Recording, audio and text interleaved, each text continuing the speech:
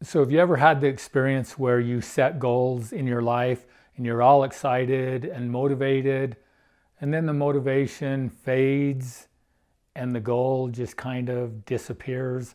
Well, today we're going to talk about how to keep that from happening.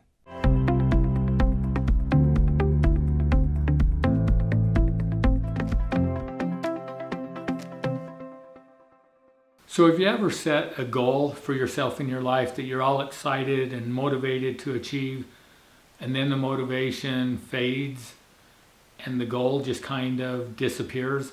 We're going to talk about 3 things that you can do to achieve your goals even if your motivation begins to fade. All of us know that setting goals is important in our life if we want to achieve anything of significance.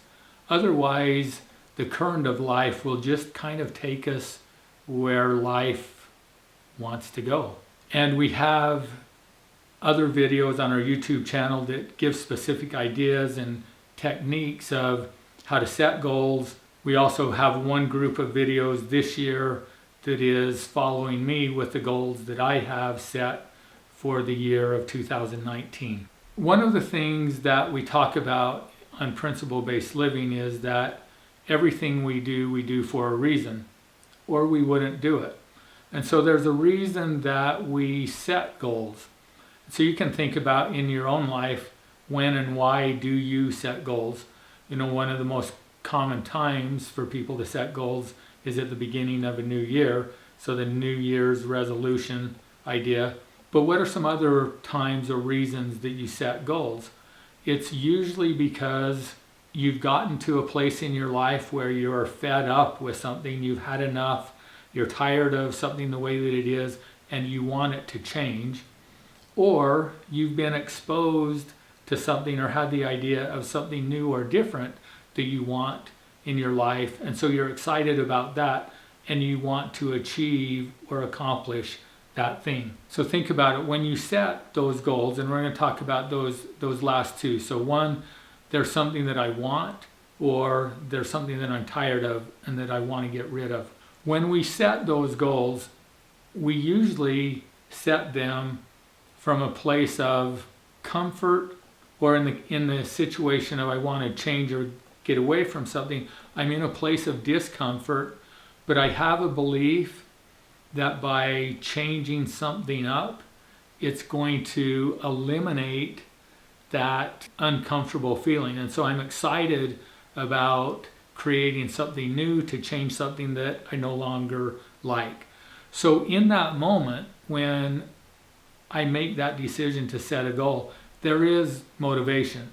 There's either motivation for something that I want, or there's motivation to get away from something that I don't want. That's the first thing to remember. The problem is that oftentimes that's where we stop. We think that, okay, because we're motivated and because we now have a goal of something that we want to change, that motivation is going to continue and that it will carry us along until we accomplish that goal. But does that happen? We know that the majority of people who set New Year's resolutions, that those New Year's resolutions last about a month, if we're lucky. So what happens to that motivation? Well, we have to realize, we'll go back to what I said at the beginning of this video, everything we do for a reason. So there's a reason that your life is exactly the way that it is right now. You have some thoughts and beliefs that have been conditioned throughout your life that drive your behaviors, and those behaviors then create your life. They create your circumstances. They create your relationships. And most of those things you have done so long, they have become habitual, and they are part of the subconscious part of your brain, and you're not really even aware of why you're doing those things anymore.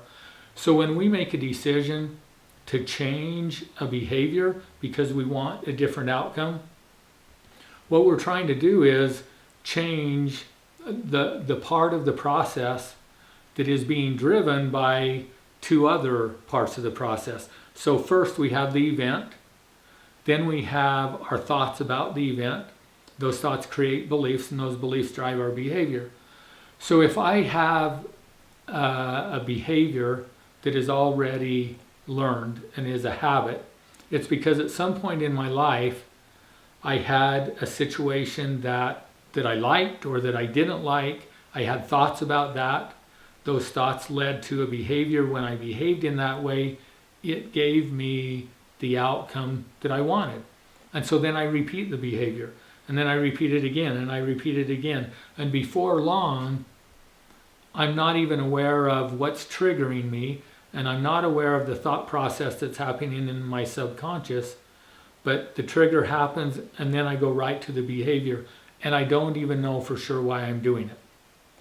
An example would be, so I really like chocolate chip cookies, and I like to eat chocolate chip cookies with a glass of milk before I go to bed. Now, why might I enjoy doing that?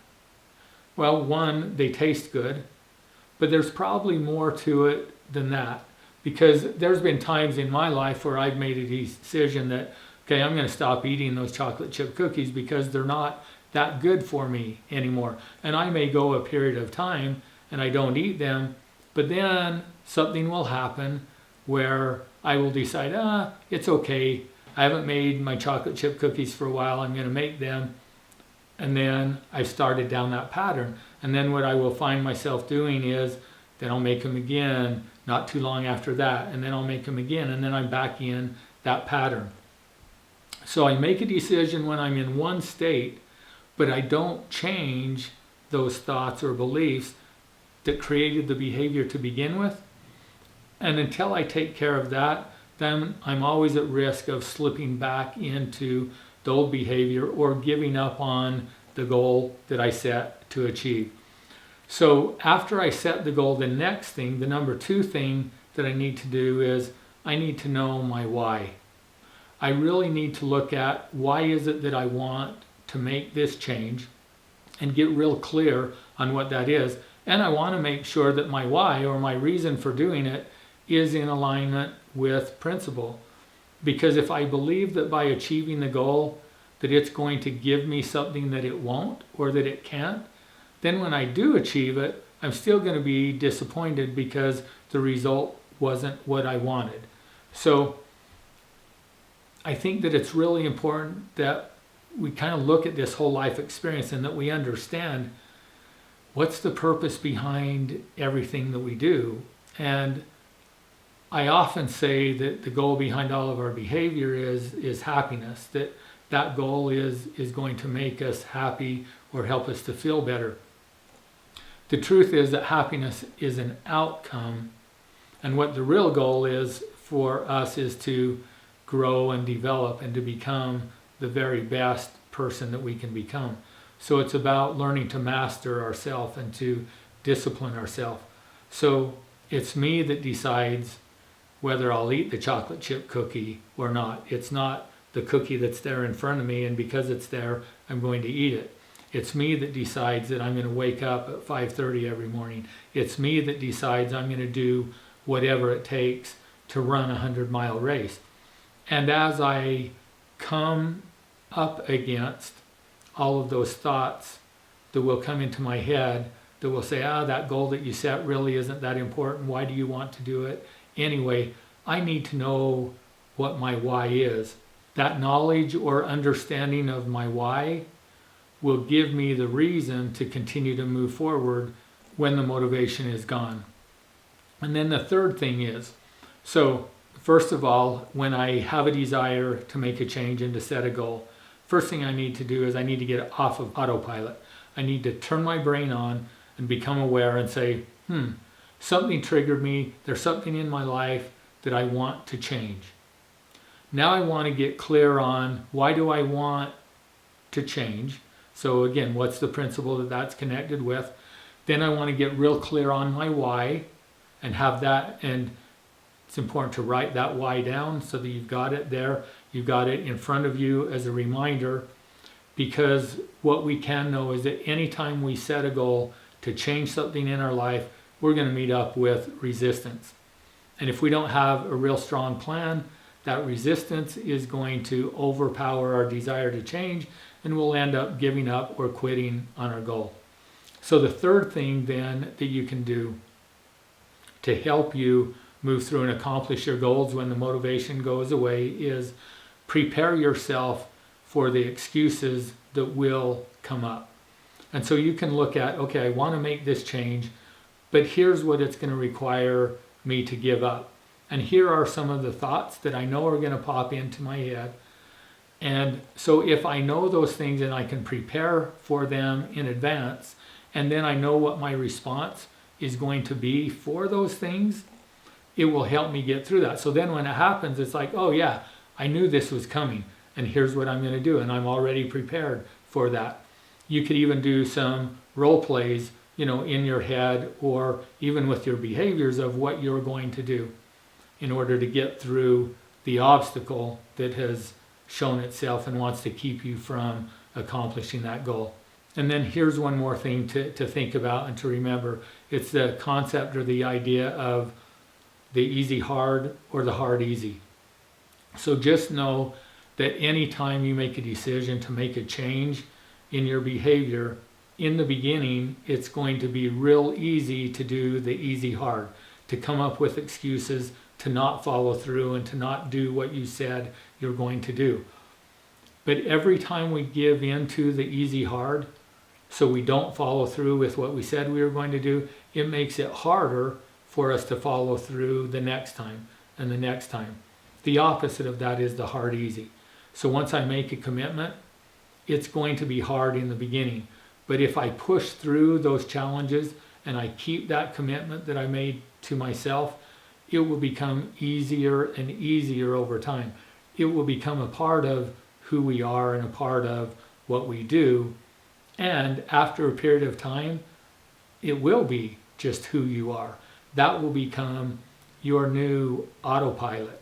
And at that time, I no longer have to try to do those things that I set in motion to begin trying however long ago it took me to get to that place. So the three things to remember in helping you to move through and to accomplish the goals that you set when the motivation begins to wane is, first, recognize that when you set those goals, you're setting them in a place of comfort or where the motivation is high, and know that that motivation is going to decrease.